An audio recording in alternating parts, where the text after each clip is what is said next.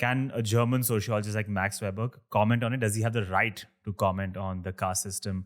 Does a non-Dalit have the right to talk about the Dalit experience? Can a man talk about the experience of a woman? Hindu talk about the experience of a Muslim? Who gets to own the experience and comment on it? This is a question to which we have to add another ingredient to our idea of knowledge. So knowledge can have ideas of what could be called as epistemic correctness and wrong. That is right or wrong. 2 + 2 = 4 is right. 2 + 2 = 5 is wrong. Okay, fine. We are able to make judgments about those, right? About their correctness as far as their cognitive or epistemic status is concerned. That is, have I done the calculations correctly to come to 2 + 2 = 4? But that correctness is not moral correctness. Morally right or wrong is a very different species of action. Epistemically right or wrong is a different kind of action. Now, reason I'm saying this is the questions of whether a non-Dalit can write about a Dalit, a man can talk about a woman, or as there has been a major debate in recent times, can a non-black actor play the character of a black person? And like it happened in Canada with a big theatre production, when they had first persons people being played by white people, then people immediately protested. Although the representation, etc., was very good or ... Okay. So one is an ethical question and one is a cognitive question, if you want to call it cognitive, epistemic question. And the earlier, the real modernity, the colonial modernity, found it very easy to have only epistemic correctness, which means you can dispute Weber on the epistemic structures, like is he doing the job which you expect theories to do? All those kinds of whatever does he does, proper scholarship, whatever way you want to evaluate it. But the question we are asking, does Weber have a right to comment on Indian societies? You're asking an ethical question. That independent of whether he can really discover the knowledge of Indian society, whatever knowledge, social knowledge, should he still be doing it? Okay. So these two are, and in colonial modernity and generally with modernity, knowledge games are completely divorced from moral games. So the possibility of modern science also rests on the fact that you remove ethical questions addressed to science as being irrelevant to the practice of science. That scientific knowledge is no longer dependent on ethical constraints. That is the origin of modern science. That liberation of modern science happens that way. Okay. And since other disciplines follow the science model, you also think social science, if every scientist has a right to inquire into nature the way they want to in order to produce knowledge out of it, in the Baconian model, to torture nature to make it yield its secrets, because nature is mute and doesn't speak. You have to make it yield its secrets. So societies too, for the anthropologists, were mute and they did not yield their secrets easily. So as anthropologists, you had to find ways to pull it out of them. Not in the torture of the Baconian sense, but of a different kind of torture. Living with them, talking to them, going on asking them questions, and then writing something about it. I mean, even today, many of our anthropology students are very sensitive, find it a problem. Because anthropology students, especially in all our institutions, education itself is elite. Doing PhD is elite anyway, in fact. When they go there and they study only people who are lower to them in social status. Like I always say, I want to do field work and ethnography of Shah Rukh Khan. I would love to go sit in his house for 1 year. Yeah, why not? And just watch out, hang out with him, and then write about him. He's not even going to let me into Bombay, into the end of his street, forget into his house. Whereas our anthropology students go to tribals' houses, poor people's houses, communities, villages, and they say, they welcome me, I stay in their house, they share their food with me. I said, all that is great. But think of the position by which you are already entering into the relationship. It's a very different kind of a ethical relationship in the production of social knowledge, right? Why are we asking them those questions?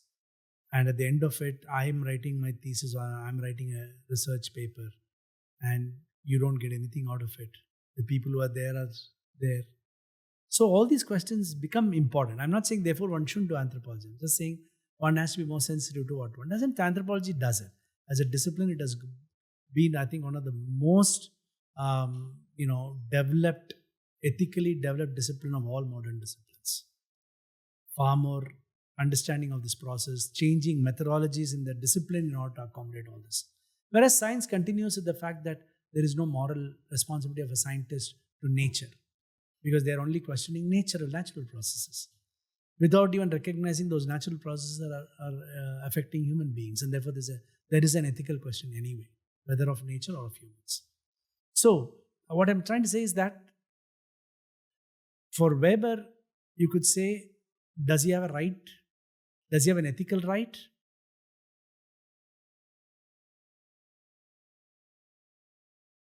The quick answer to that, the first answer to that is, which is where our crack mirror started with my engagement with Gopal Guru. Because Gopal Guru wrote a very profound piece as a memorial lecture which was published in EPW about Indian social science and whether it is egalitarian at all. He pointed out that why is so much of Indian social science, the so-called social theory in India, social science, sociologists, they all come from dominant forward caste. And they're writing about every other community in India. And the point he was raising is there something, is a big problem in that?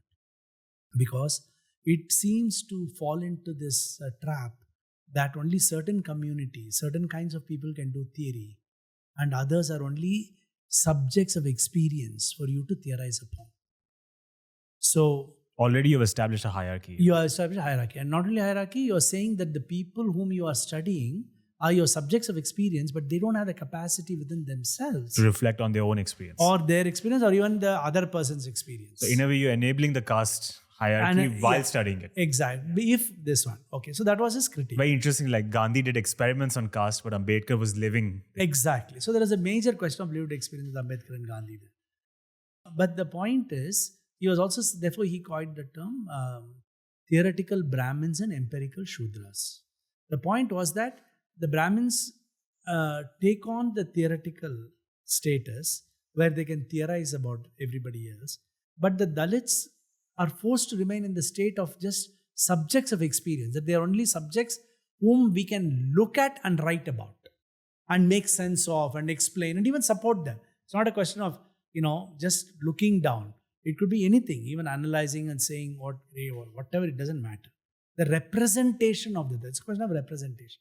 Who is writing about whom? That's the authorship question, right? Who has the right to write about them? So the theoretical Brahmins, empirical Shudras, actually is nothing but a larger problem in social theory.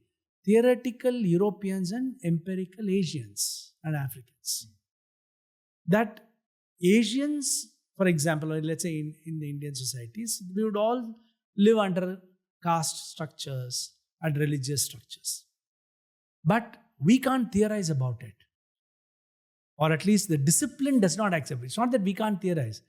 Hundreds of people have written about caste theories in literature, in songs, in plays. But they're not part of the theory of sociology, which is taught to our own students. So you are then caught in a position of, if I want to look at what theory to understand a particular phenomena, I want to look at the theoretical Germans or theoretical French. Because we remain as empirical subjects. So you would still run back to Zizek. For anything happening here, some sewage problem outside my house, what does Derrida, Zizek, Foucault, Habermas, Kant, Weber, what do they say? Yeah, what do they say? What can they say? Why should they say anything about the sewage outside my house? So the question is, what is our understanding of theory itself then? Where do we find the voices to be able to represent these issues themselves plus the world around themselves? That's the real question. Now, having said that, Can we learn anything from a Weberian analysis of Indian society? Of course we can. Within the larger matrix of that discipline, what it expects, what it wants theory to do, of course we can. So then is there an ethical right to use that? I think yes, there is perfectly okay, ethically right to do it. Where it becomes ethically a problem is that when representations are asymmetric. And even Gopal, when we wrote Everyday Social, by then, Gopal defines his arguments much more, both in Crackman and elsewhere. I think we both come to a clear understanding, at least definitely amongst ourselves, that it is not that a non-Dalit cannot write about a Dalit at all. It is that in a world where the representation is completely asymmetric, that much more is written about the Dalits by the non-Dalits. You cannot continue this asymmetry. So the problem is not about writing about them alone, but perpetuating this asymmetry. That is a moral issue. Similarly, in the case of Western theories and Indian experience, we are doing the same thing. And even today, you don't find people actually, drawing freely, looking at Indian writers to theorize, finding resources in them to theorize or to draw upon them. We go back to the same old questions. I mean, it's not that people like, Lacan or Foucault, Derrida and others haven't written interesting stuff, or Kant and others. Of course they have written. They are all writing about their societies. But to believe that, a very facile jump and use of it does not do both epistemological harm and ethical harm. That is where the reflection is needed. If it is a reflective act where you have critiqued this position, you're aware of this position, then analyze it and then say, I think it's still meaningful to use them in order to understand this part of the picture. That's perfectly fine.